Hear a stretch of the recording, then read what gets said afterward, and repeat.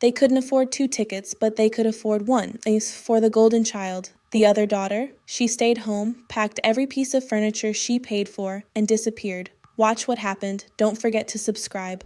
My mom looked me straight in the eye and said, "We just can't afford to take two, Ashley. It wouldn't be fair to cancel when everything's already booked. Your sister is going on the trip. You'll understand. You always do." That was the moment something inside me finally cracked. 26 years of being the understanding one. The girl who stayed home, covered bills, cooked meals, and bought half the things in that house.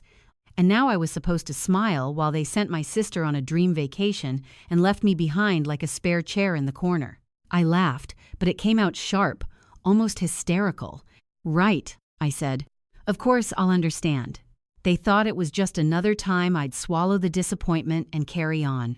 They had no idea that while they were packing bikinis and beach outfits, I was mentally packing something else entirely. For the first time in my life, I wasn't planning how to survive in that house. I was planning how to leave it and what I was going to take with me when I did. They kept talking about budget, timing, and promises as if those words justified everything.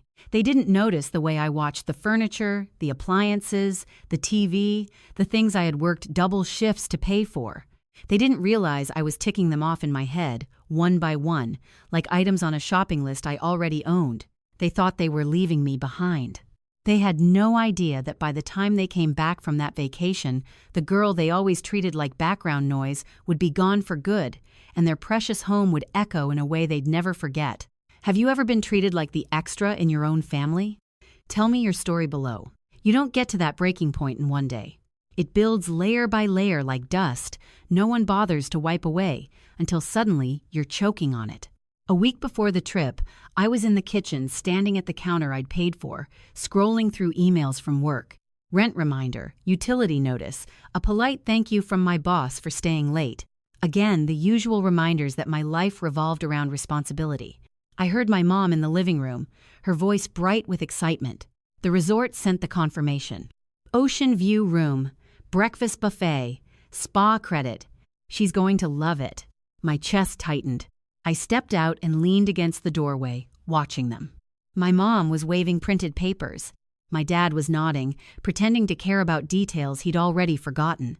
My sister sat on the couch, flipping through her phone, grinning at swimsuit ads. Back then, I still hadn't heard the words, "We can't afford 2 tickets yet." I just had that sinking feeling in my stomach.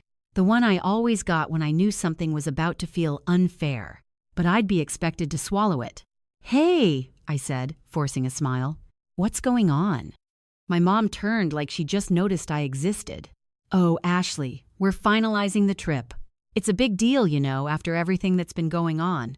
Your sister really needs this break." I frowned. A break from what? Her social life. My dad shot me a warning look. "Ashley," one word, sharp enough to cut. I'd heard that tone my whole life. "Don't make it about you."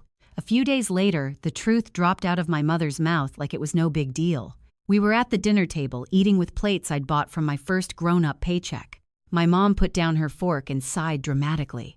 "So, about the trip, there's something we need to explain." I already knew. My skin buzzed with dread. "We wanted to take you both," she said, "but we just can't afford 2 tickets this time. Prices went up, the resort fees are crazy, and your dad's hours got cut. We had to make a choice." I stared at her, "And you chose her." My mom flinched, but didn't deny it. "We promised your sister months ago. She's been looking forward to this for so long. You've been so busy with work anyway. You hate crowds. You know that. You wouldn't enjoy it the same way." My dad chimed in, annoyed. "Don't turn this into drama, Ashley. It's just a vacation. There will be other trips." I laughed bitterly. "Will there?" Because I don't remember being invited to the last one either, or the one before that. My sister looked uncomfortable, but not enough to give anything up. "Ashley, come on," she said. "Don't make them feel bad. You know how things are. We can't always do everything together." I felt my jaw clench. It wasn't about the trip. It was about the pattern. Birthdays where her gifts were thoughtful and mine were last minute. School events where they screamed for her from the stands and forgot to ask how I did. Nights when I stayed late at work to cover the electricity bill while she begged for money to go out. "I live here too," I said quietly. "I help pay for this house, but when it's time for something fun, I suddenly don't exist." My mom's expression hardened. "That's not fair. We appreciate you." "Do you?" I shot back. "Because every time something good happens, it's magically for her. Every sacrifice, that's me. Every bill, I'm there. But this vacation, this big special thing, it's sorry, Ashley, maybe next time." Silence settled over the table. For once, no one had a quick answer. My dad finally sighed. "You're overreacting. You're an adult. You know, life isn't always equal. Your sister is younger. She still needs these experiences." There it was. The same old excuse dressed up as wisdom. Younger needs more. More attention, more money, more everything. "I needed you, too," I replied, my voice lower now, trembling. "I needed you when I was working double shifts instead of going to parties. When I was the one putting groceries on the table while you took her shopping. I needed you, and I kept being the reliable one you could ignore because you knew I wouldn't explode." They looked everywhere but at me. The TV, their plates, the clock on the wall, anywhere but my face. That hurt more than the words. It told me exactly where I ranked. That night, I lay awake staring at the ceiling, replaying every small moment that suddenly didn't feel so small. The time they forgot my college scholarship ceremony but showed up early to Jessica's cheer competition. The Christmas where my gift was a sweater 2 sizes too big and hers was a new phone. The night the power almost got shut off until I quietly paid the overdue bill. They had trained me to be okay with being invisible. Then they threw the vacation in my face as if I wouldn't notice the pattern. Only this time I did. And the anger didn't fade overnight like it usually did. It grew. It sharpened. It started turning into something else. Something that looked a lot like a plan. If your parents chose a sibling over you because life isn't always equal, would you swallow it or finally stand up for yourself? Comment what you'd do. The morning they left for the airport, the house felt like a stage set for a play I'd seen too many times. Suitcases lined up by the door, laughter bouncing off the walls, Jessica posing for photos in her cute airport outfit, while Patricia reminded her to tag the resort on Instagram. I stood near the kitchen holding a mug I didn't even want, watching them act like this was all perfectly normal. Patricia hugged me quickly like she was checking off an item on a list. "Don't forget to water the plants, okay? And if any packages arrive, just put them in the hallway. We'll bring you something nice from the gift shop." The words landed like insults. I forced a smile. "Sure, have fun." Robert patted my shoulder. "We'll only be gone a week. Try to relax for once." Then they were gone, the door closing with a cheerful slam. Their laughter drifted down the driveway. Then the sound of the car engine faded away. The silence that followed was heavy and strangely satisfying. I set the mug down, walked into the living room, and really looked at everything. The couch, the TV, the coffee table, the shelves, the blender, the microwave, the dishes, the rug, the lamps, my furniture, my appliances, my decor, all the things I'd bought over the years because we can't afford to replace that right now, Ashley. And you're the one with a stable job. I went to my room and pulled out a folder from the bottom drawer of my desk. Receipts, invoices, email confirmations, proof that these things were mine, proof that I'd been keeping this house running while they played favorites. I'd saved everything without really knowing why. Now I did. I called a moving company and scheduled a truck for 2 days later. "It's mostly furniture and appliances," I told the guy on the phone. "Everything I personally paid for. I'm moving into a new place." He didn't care about the drama behind it. Why would he? But when he asked, "Will anyone else be there?" I felt a dark, calm satisfaction settle over me. "No," I said. "They're away." The next day, I went apartment hunting. I found a small 1-bedroom a few blocks from the beach, close enough to smell the salt in the air, but far enough from my parents' house that I wouldn't have to drive past it by accident. The rent wasn't cheap, but I'd been budgeting my whole life. My bank account could handle it. The landlord, a middle-aged woman with tired eyes, handed me the lease after a quick glance at my payubs. "You sure about this?" she asked. "Moving out on your own is a big step." I smiled. "I've been on my own for years." This is just the first time it'll be official. On moving day, the truck pulled up to the curb in front of my parents' house. For a second, I panicked, imagining nosy neighbors texting my mom. But then I remembered they were hours away, sipping airport lattes and posting stories like everything was perfect. I let the movers in and pointed things out with a clarity that surprised even me. The couch, the TV, that bookshelf, these bar stools, the microwave, the coffee maker, the dishes in this cabinet, the silverware, the rug under the table, all of that goes. One of the guys raised an eyebrow. You sure? I held up my folder of receipts. Positive. We worked for hours. The emptiness spread from room to room like a slow, deliberate storm. The living room went first, stripped of everything but the old recliner my dad had brought from his bachelor days and refused to throw out.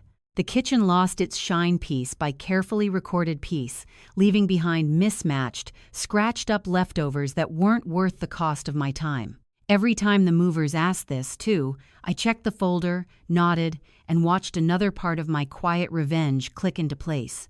I left some things on purpose. The ugly lamp my mom loved, the chipped side table my sister insisted on keeping, the discount mirror they bought when I first moved back home. I wanted them to see the difference between what I had provided and what they had chosen. I wanted the contrast to scream at them louder than I ever could. When the last box was loaded, I walked through the house one final time. It felt hollow, but not sad. It felt honest. For the first time, the house reflected how I'd always felt inside it, like I was the one filling the empty spaces, and no one noticed until I wasn't there. At my new apartment, I watched as the movers carried everything in, transforming the blank space into something warm and undeniably mine. My couch, my books, my dishes, my TV mounted on a wall that no one else had a claim to. I signed the final paperwork with the landlord, handed over the deposit, and locked the door behind me. I didn't leave a note for my family. No explanation, no apology. They'd always acted like my contributions didn't matter.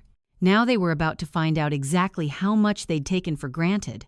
And I'll be honest, knowing that they would walk into that gutted house expecting everything to be just as they'd left, it filled me with a satisfaction I had never felt before. This wasn't just me leaving. This was me taking back every piece of myself they'd quietly used and ignored. If you were in my shoes, would you walk out quietly or take back every single thing you'd paid for and let them deal with the emptiness? Be honest in the comments. They came back on a Sunday evening. I wasn't there, obviously, but it felt like I was because my phone started buzzing nonstop. First, it was Amanda, my best friend, who lived 2 houses down from my parents. She sent a picture. My Patricia on the porch, keys in hand, mouth hanging open. My Robert standing behind her, fists clenched. My Jessica frozen halfway up the steps. Through the open doorway, I could see it. The emptiness. No couch, no TV, no rug, just the sad, faded impression of where things used to be. Girl, Amanda texted. They are losing it. I heard your Patricia scream from my kitchen. My heart pounded, not with fear, but with something wild and electric. I stared at the photo for a long moment, then put my phone face down. The calls started a few minutes later. First my Patricia, then my Robert, then a flood of messages from my Jessica. I didn't pick up. I let it all go to voicemail. I made dinner in my new apartment, sat on my reclaimed couch, and turned on my TV, the same one they were probably accusing me of stealing right about now. I listened to the voicemails pile up. My Patricia crying, my Robert shouting, my Jessica snapping pictures of empty rooms and sending them with, "What did you do?" I didn't respond. Not that night. Not the next morning either. On Monday afternoon, there was a knock at my door. 3 sharp, angry bangs. I knew that knock. My stomach flipped, but I forced myself to breathe. This was what I'd chosen. I opened the door. My parents pushed past me without waiting to be invited, eyes darting around my apartment. My Patricia's gaze landed on the TV. "There it is," she shouted. "I knew it. You took everything, Ashley. How could you?" My Robert's face was red. This is insane. We come back from vacation, and the house is stripped. What is wrong with you? I shut the door calmly and leaned against it. "What's wrong with me?" I repeated. "You mean what's wrong with me taking my own stuff? My Patricia spun around. Your own stuff. Those things are for the family. You can't just empty the house because you're jealous of a trip. I walked over to my small dining table, pulled out the folder of receipts, and let it slap down on the surface. I said, you want to talk about what's for the family? Let's start with who actually paid for it. They didn't sit, but they didn't leave either. That was enough. I flipped open the folder. The couch bought with my bonus last year. I tapped the paper. The TV, my tax refund split into 12 months of payments. The microwave, my card, the dishes, my first paycheck at the cafe, the rug. I saved for that for 3 months. You remember that? Or did you just assume it magically appeared because the house needed it? My Patricia's mouth opened and closed like she was searching for the right lie and couldn't find one fast enough. We were going to pay you back, she said weakly. We always meant to. I laughed. You've been saying that for 5 years. 5 years. In the meantime, every time the bills were tight, who did you come to? Me? Every time something broke. Me? Every time you wanted to wait until things got better. Me again. But when it was time for something special, something fun, something you'd remember forever, that went to her, my Jessica stepped forward, eyes glossy. Ashley, okay, but this is extreme. You left the house empty. People are talking already. You made our family look crazy. Her words lit something in me. Oh, now you care about how things look. Where was that energy when you were posting vacation selfies while I was sitting at home being told they couldn't afford 2 tickets? She flinched. My Robert slammed his fist on the table. Enough. This is childish. You want to move out? Fine. You're an adult. But taking everything? That's theft. I picked up a stack of receipts and waved them. Go ahead. Call the police. Show them the paperwork. Tell them your daughter stole the couch she paid for. See how that goes. He glared at me, but he didn't reach for his phone. We all knew he wouldn't. He didn't want anyone else to know just how much they'd leaned on me. For a few seconds, the room went deadly quiet. This was the moment where in some families, everything would soften. Tears, apologies, promises to change. That's not what happened. My Patricia sank into one of my chairs and put her head in her hands. We were so worried when we came home, she said. We thought something bad happened to you. And then we see that you were worried about the furniture. I corrected. Not me. When was the last time you were really worried about me, Patricia? Not just about whether I'd cover the power bill or drive someone somewhere, but about how I was actually doing. She didn't answer. My Robert stared at the floor. My Jessica sniffled, but I noticed she was also glancing around the apartment, taking inventory of everything I'd managed to build for myself now that I wasn't focusing on keeping them comfortable. I'm not coming back, I said finally. This isn't a phase. This isn't a tantrum. I'm done being the backup daughter who holds everything together, so you can pretend the golden child is the only one who matters. My Robert rubbed his forehead. So what? That's it. You just cut us off over a vacation. I shook my head slowly. Over years of being invisible. Over you telling me to my face that you couldn't afford to treat me like I mattered as much as her. Over you assuming I'd keep pouring money and energy into a house where I was just a shadow.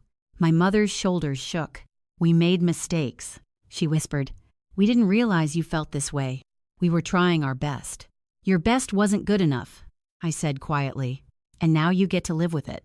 They left a few minutes later, not with slammed doors this time, but with heavy footsteps and stunned silence. My Jessica was the last one out. At the doorway, she turned back. I'll call you later, she said. Don't, I replied. Not unless you're ready to talk about what you've done, too. She swallowed and left. I locked the door behind them and leaned my forehead against it, my heart racing. I expected to feel guilty. I didn't. I felt clean, like I'd finally told the truth out loud, and the world hadn't ended. It had just shifted, rearranged itself around new boundaries that I should have set a long time ago. If your family stormed into your new place accusing you of stealing what you paid for, would you back down or stand your ground like I did? Share your thoughts. The fallout came fast. In a small beachfront town, drama spreads faster than the tide. By midweek, people at the cafe were whispering about that family whose daughter had moved out and emptied the house. Some told the story like I was a villain. Others, especially the ones who knew me, lowered their voices and said, Honestly, good for her. Amanda filled in the details. They came back furious, she told me during my break, stirring her iced coffee. Your mom was yelling in the driveway, saying you'd betrayed them. Your dad was talking about lawyers. But then the neighbors started asking questions like, "Didn't Ashley pay for most of that stuff? You should have seen their faces." I imagined it, and the satisfaction was almost dizzying. My parents hadn't just lost furniture. They'd lost the image they'd spent years projecting. The stable, loving family with a hard-working older daughter and a sparkling younger one. Now people were asking why their hard-working older daughter had quietly moved out and taken everything she owned. Why their house looked like it had been robbed while they were on vacation. Why the Golden family suddenly had cracks running through the middle. My sister tried to control the narrative on social media. One day, she posted a photo from the trip with a caption about learning who really has your back. The comment section did not go the way she expected. Someone from high school wrote, "Didn't your sister help your family a lot? This seems harsh." Another person added, "Heard she basically furnished the whole house." If that's true, I'd take my stuff too. I didn't like being the center of gossip, but I couldn't lie. The idea that people were finally seeing behind the curtain that felt like payback in its own quiet way. Meanwhile, my parents were forced to live with the consequences in a very practical sense. Amanda said the first time she went over to drop something off, the house looked sad. Their word, not mine. Old recliner, bare floors, echoing kitchen, the kind of emptiness you can't fix with a scented candle and a throw pillow. My dad complained loudly about how expensive it was going to be to replace everything. We didn't realize how much she'd bought, he kept saying, as if that was some kind of defense. My mom snapped at him in the yard one day, loud enough for Amanda to overhear. If you hadn't always run to Ashley for money, we wouldn't be in this mess. For once, they weren't blaming me to my face. They were blaming each other. As for my sister, the fallout hit her in a different way. She'd returned from her trip expecting to bask in the glow of her vacation photos and summer stories. Instead, she walked into a half-empty house, parents who were constantly arguing, and whispers at her job about being the favorite one whose sister finally had enough. A girl she worked with apparently asked her point blank, "Is it true your family left your sister home because you couldn't afford 2 tickets?" My sister, who'd always been so confident, so ready with a comeback, had no good answer to that. Amanda told me she looked small for the first time. Not pathetic, but stunned. Like the golden pedestal had been kicked out from under her, and she had no idea how to balance on her own feet. While they scrambled to make sense of their new reality, I was quietly building mine. I picked up extra shifts at the cafe, not because I had to anymore, but because I wanted to pad my savings. My apartment started to feel like home. I hung pictures on the walls, not of fake family memories, but of the ocean, sunsets, and little Polaroids Amanda and I took on random weekday nights. I bought myself a plant, then 2, then a third. I cooked dinner in my own kitchen and ate at my own table, whenever I felt like it, not according to some unspoken schedule I was expected to maintain. One afternoon, my manager pulled me aside. "You've been killing it lately," she said. "We've been talking about promoting you to assistant manager. Interested?" I almost laughed at the timing. While my parents were sitting in a half-empty house complaining about how much I'd taken from them, I was being offered more. More responsibility, yes, but also more control, more money, more proof that when I invested in myself instead of in people who didn't see my worth, things actually grew. Of course, not everything was triumph and freedom. There were nights when the silence in my apartment felt too loud. When the weight of what I'd done pressed on my chest, I had left. I had taken everything that was mine. I had forced my family to confront their own neglect by removing the safety net I'd always provided. Sometimes I wondered if I'd gone too far. Then I'd remember my mom's words. "We can't afford to take 2. Your sister is going." And the way they had expected me to nod and accept it. I'd picture them walking into that stripped-down house, the echo of their own choices finally catching up with them, and I'd think, no, this wasn't too far. This was exactly as far as I needed to go. Do you think making them live in that empty house petty or the only way they'd ever understand what they'd done? Let me know what side you're on. A little over a week after the big confrontation at my apartment, my phone lit up with my sister's name again. I'd been ignoring most of her calls, letting her messages pile up like unopened mail. But this time, something in me hesitated. Maybe it was curiosity. Maybe it was the fact that, unlike our parents, she was still young enough to change. I answered Ashley. Her voice was small, not dramatic, not rehearsed, just tired. "Hey," I said cautiously. "What do you want?" "Can we meet?" she asked. "Not at the house, somewhere neutral." I thought about hanging up, about keeping the clean line I'd drawn. But then I remembered all the years where it had been me and her against the world, before the favoritism became obvious, before the roles hardened. "Fine," I said. "The beachside diner tomorrow. 5. "Okay," she breathed. "Thank you." The next day, she was already there when I arrived, sitting in a booth with a half-empty glass of water. No makeup, no Instagram-ready outfit, just my sister looking nervous in a way I'd never seen. "You look different," I said as I sat down. She snorted. "Yeah, well, it's been a week." We stared at each other for a few seconds, the silence heavy with everything that hadn't been said. Finally, she sighed. "I'm not here to guilt you," she began. "I promise. I know that's what you're expecting." I didn't respond, so she kept going. I need to understand. I mean, I know the vacation was messed up. I knew it when Patricia told me, but she said you were fine with it, that you understood. She always said that about everything. That stung more than I expected. "Of course she did," I said quietly. "It's easier than admitting they were using me." She fiddled with the edge of a napkin. "I grew up thinking that was normal. You know, that you liked being the responsible one, that you didn't care about the trips, the attention, the whatever. They always said, 'Ashley's different. She doesn't need all that.' So I stopped asking where you were in the pictures or why you weren't included. I just thought you didn't want to be." I rolled my eyes, but there wasn't much venom in it. "I wanted to be," I said. "I just learned early that wanting didn't matter. If I didn't pick up the slack, no one would. So I did. And then they decided that meant I didn't deserve anything extra. Just more work." She swallowed hard. "When we came back and saw the house, I was mad at you at first. I thought, how could she do this to us? But then I started adding things up." She looked up at me. "Ashley, I had no idea how much you'd been paying for. I knew you helped, but Patricia and Robert always made it sound like it was, I don't know, voluntary, like you were being dramatic if you ever brought it up." "Well, now you know," I said. "Congratulations. The curtain's been pulled back." She winced. "They're not handling it well.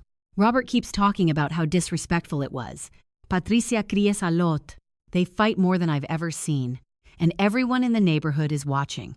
"Good," I replied before I could stop myself.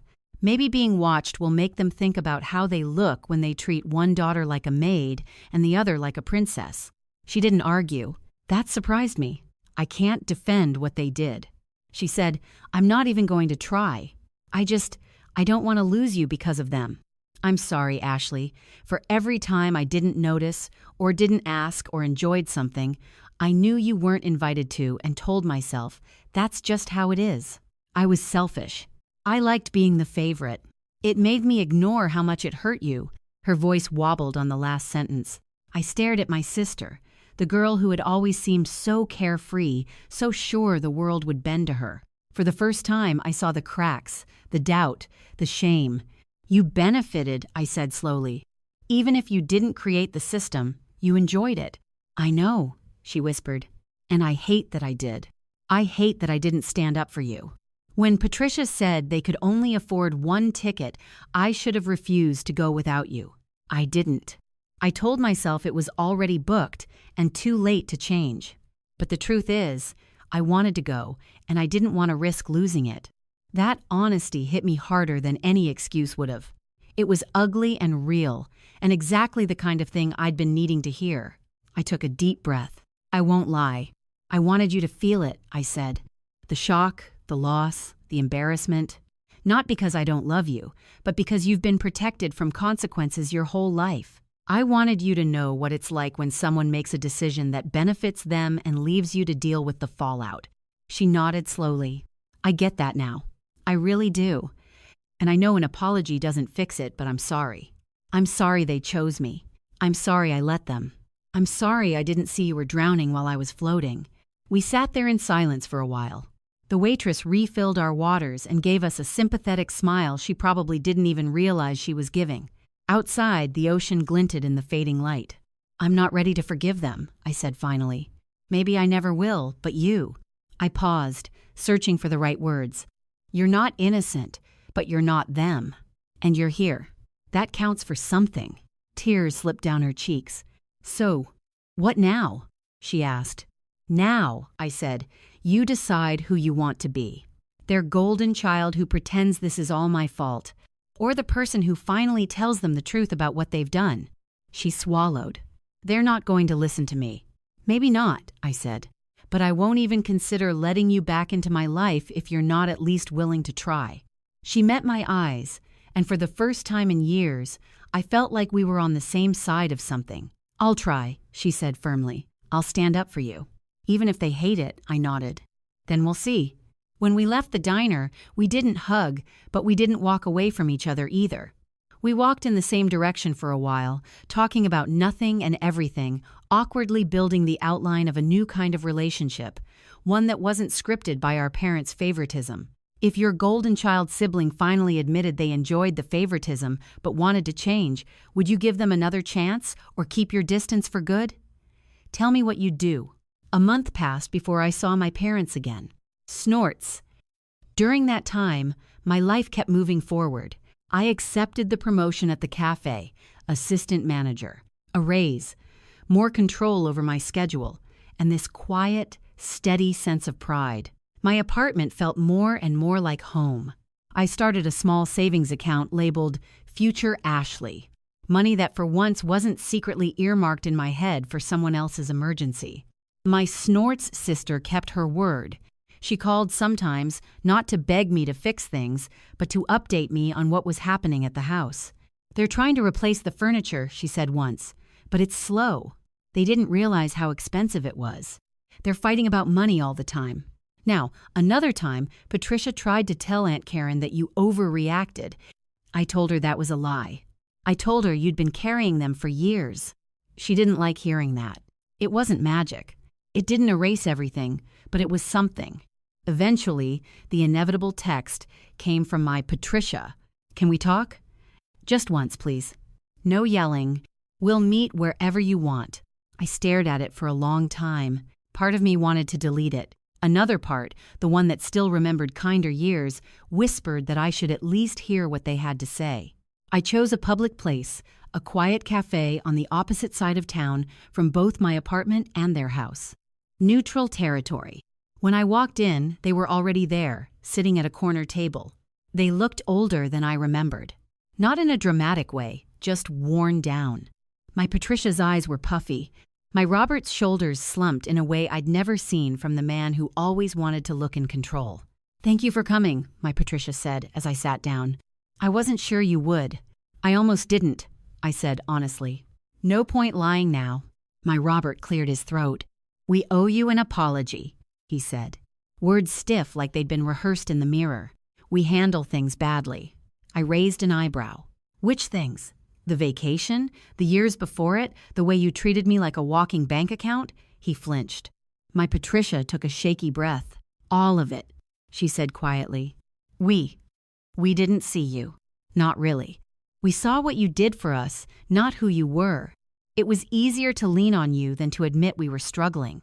And when your sister needed something, we gave it to her because it felt good to be able to give her what we couldn't give you when you were younger. That made me pause. I hadn't expected her to touch that truth. "So, you spoiled her," I said slowly, "because you felt guilty about how hard it was when I was a kid. And instead of making it up to me, you used me to finance your guilt."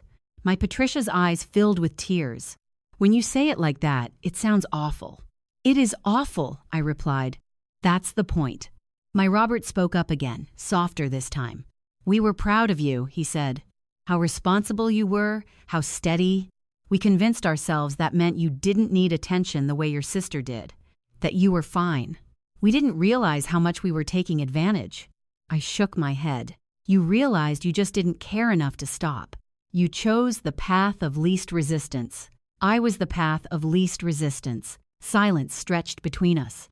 At another table, someone laughed at a joke I couldn't hear. Life went on around us while our family tried to stitch something halfway decent out of torn fabric. "We're not asking you to move back," Patricia said finally. "We know that's not happening. We're not even asking you to forgive us right away. We don't want to lose you completely. We want a chance to do better, to be better if you'll let us." I studied their faces. I saw guilt, fear, shame, and something else. Something like genuine regret. But regret wasn't the same as change. I'd learned that the hard way. "Here's what I'm willing to offer," I said. "I will stay in contact. I will answer calls sometimes. I might come by for short visits eventually, but I'm not your safety net anymore. I'm not your financial plan. If you're in trouble, you figure it out like everyone else. If you want a relationship with me, it's on equal footing. Respect or nothing." Robert nodded quickly. "Of course, we understand." "No," I said firmly. "You say you understand. Show me. You want proof you're changing? Go to family therapy, both of you. Not for one session. Commit to it. Learn why you thought it was okay to treat your daughter like this. Learn how not to do it again. To anyone." My mom blinked. "Therapy? I don't know if then that's your choice." I cut in. "And this is mine. I won't accept anything less." We stared at each other. After a moment, she exhaled. "If that's what it takes," she whispered. "We'll do it." Robert hesitated, then nodded slowly. "We'll look into it," he said. "No," I corrected. "You'll go and you'll let me know when you start. Until then, nothing changes on my end." We talked a bit longer, not about furniture or money, but about small things, work, weather, the cafe. It felt strange, like talking to distant relatives instead of the people who raised me. When we stood to leave, my mom reached out like she wanted to hug me. I stepped back slightly. "Not yet," I said gently. "Maybe one day." Her face crumpled, but she nodded. Walking back to my apartment, I realized something important. I didn't feel obligated to fix them anymore. Whatever they did next, therapy or denial, growth or stagnation, that was on them. My job was to protect the life I'd built. Jessica texted me later that night. "They told me about therapy. I'm going to. If we're going to rebuild this family, we all have to show up differently, right?" I smiled a little. "Right," I replied. "But remember, if they don't follow through, you're allowed to make your own choices too." I curled up on my couch, the same one that had once sat in their living room, now firmly and permanently mine. I thought about the girl I'd been a few months ago, the one who stood in that kitchen hearing, "We can't afford to take two. Your sister is going," and almost accepted it as just another unfair thing in a long list. I thought about the version of me who packed up everything she owned, emptied a house, and walked away. And then I thought about the woman I was now. Someone who didn't just react, but set boundaries. Someone who knew her worth and demanded others recognize it too. My revenge wasn't just the empty rooms they'd come home to, or the gossip in the neighborhood, or the financial strain they now faced without my help. My real revenge was this. I took my life back. I made them see the hole I'd been filling all along. And whether they ever fully changed or not, I knew one thing for sure. I would never let anyone make me feel like the extra in my own story again. Is the best revenge walking away and building a life where you're finally valued, or making them live with the guilt and emptiness they created? If you were me, which ending would you choose? Comment below.